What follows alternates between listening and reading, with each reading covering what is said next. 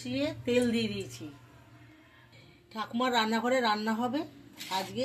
এইগুলো হচ্ছে খয়রা মাছ, আলু বেগুন দিয়ে ঝোল হবে।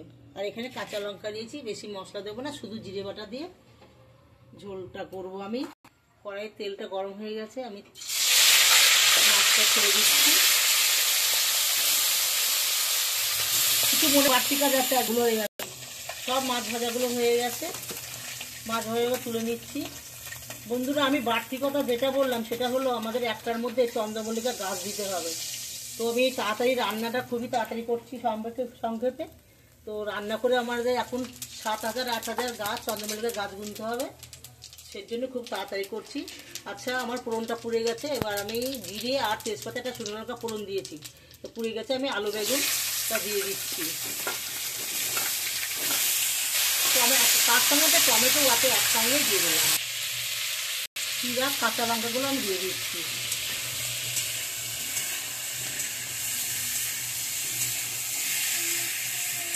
এখানে আছে শুধু জিরে গুঁড়ো আর একটু লঙ্কার গুঁড়ো আর এই স্বাদ মতো নুন দিয়েছি। আজকে এই হালকা মশলাই রান্না হবে।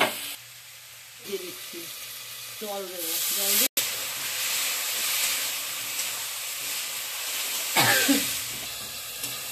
দিলাম। কষা হয়ে গেছে, আমি এবার জল দিয়ে দিচ্ছি।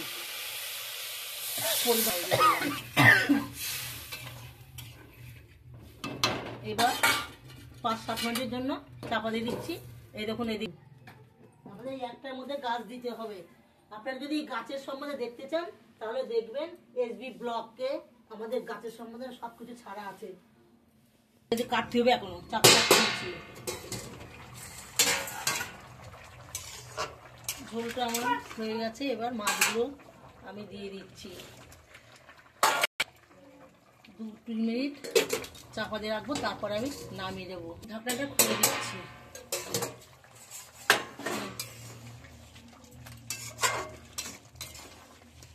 বাচ্চা ইলিশ মাছের তরকারি আমার হয়ে গেছে, এবার আমি নামিয়ে নিচ্ছি।